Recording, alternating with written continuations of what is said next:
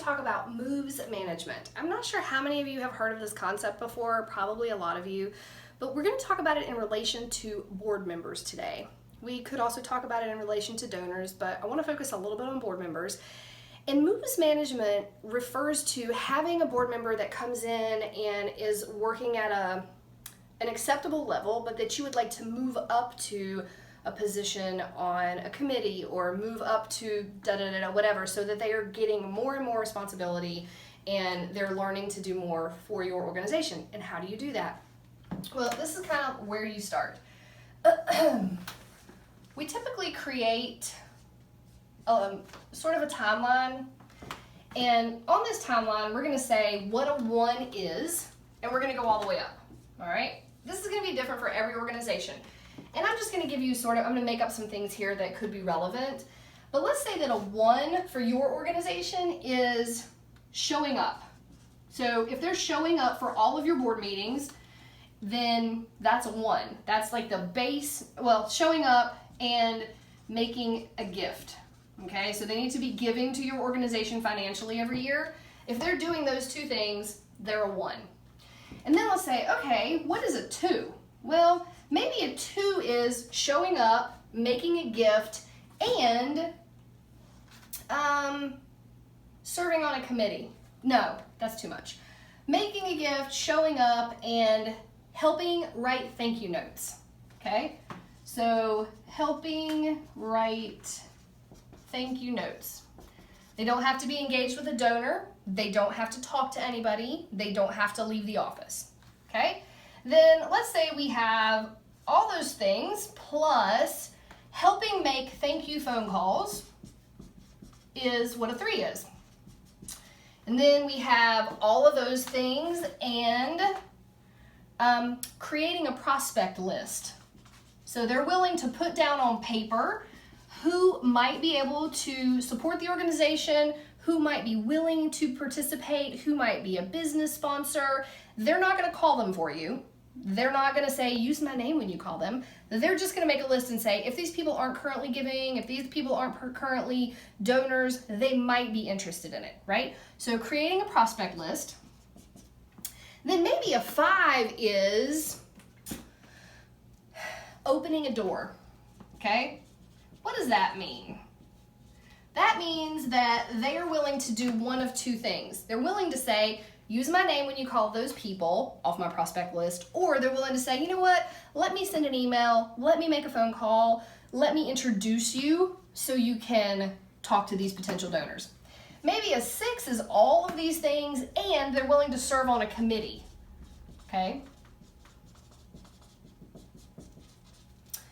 Maybe a 7 is all of those things and they're willing to go with you on an ask. So maybe they're going to go with you to have lunch with their neighbor who owns this big company in town. They're not making the ask, but they're willing to go on an ask. Okay? And then maybe now we have an 8. Maybe an 8 is willing to do all of these things and they're willing to make an ask. So maybe an 8 will now make an ask on their own. Maybe a 9 is leading a committee. So they're not just going to sit on the committee, but they're going to lead a committee.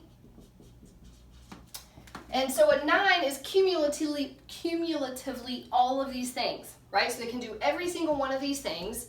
And then maybe a 10 is they're going to be your capital campaign chair, okay? Or your board chair. So a capital chair or a board of directors chair. Now, if I have already 8 board members, what I need to do is sit down and say, where are each one of my board members right now? Do I have a couple of 4s? Maybe I have 5 or 6. Hopefully you have a couple of 6s, because if not, you have no committees. You have 1 that's here already. You have to, because you have a chair. So where are your board members? And then you can say, how do I get someone from showing up and making a gift to helping write a thank you note? The first thing you have to do is ask.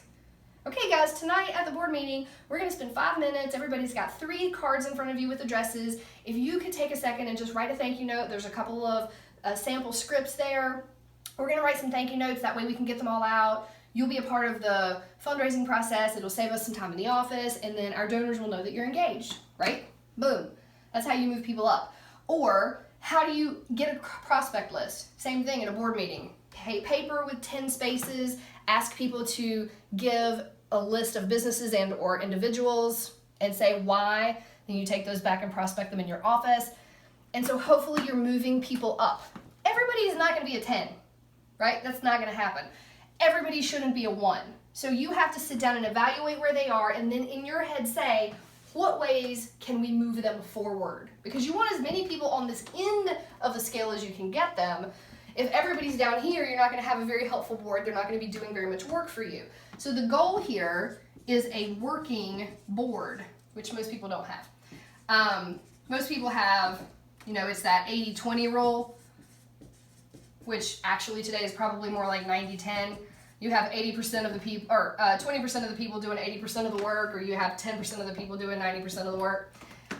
So I encourage you to think about moves management with the board you have, and as you move forward, how do you define these 10 areas? You might have, they're willing to volunteer at an event. They're volunteering at a minimum of 2 events a year. So there's lots of different things that you can add in here.